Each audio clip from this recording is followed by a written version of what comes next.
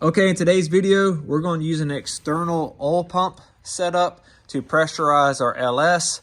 A couple things I got to do first. I got to go ahead and drain the oil. Once the oil is drained, I got to take the alternator off with some 15mm bolts and the belt. And then we got to get to that Allen head back there, and I'll show you how this is set. Of course, it's a lot easier because this is an F-body subframe out the car. We'll use our 15mm to loosen our belt here. And then being that this is a 4.8 out of a truck, I only have two 15mm holding my alternator in.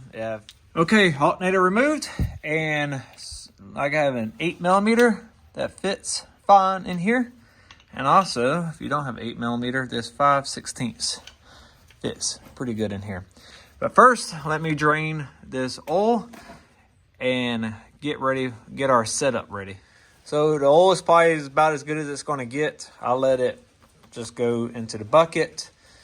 We got our setup here. Being I'm going to have the lid sideways. I'm not going to hook up a return. I tried the return system before. Being it's not pressurized, I wound up emptying the bucket before enough oil comes back when hooking up a return from the drain plug here. It wasn't fast enough, so that's something I've learned. So as you can see, we got our return line here. It goes into the inside of our remote filter, which also has a pressure gauge. It goes through our remote filter and then comes out and goes into the fitting on the side of the block. So we got the valve cover off. I've primed our oil filter. I'm going to leave this under there just till I start seeing a little bit cleaner oil come out. And we might start seeing some coolant come out of there. You see how slow literally the drill's moving, and we got PSI. But let's crank up a little bit.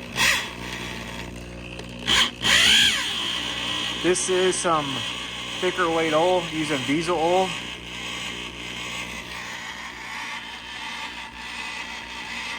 Eventually, I'll have to move the crank a little bit.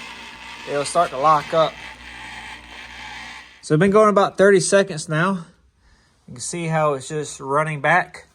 And you can start seeing oil. It's starting to bubble. Let's see if I can show y'all. See it bubbling? I'm going to do this until I have all of them doing the same thing. I know oil is exactly where it is supposed to be.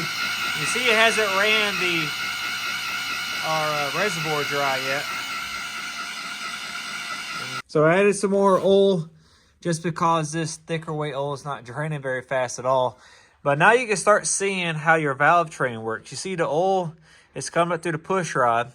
The oil literally is channeled around the edge, drops off, and is channeled right there on the tip.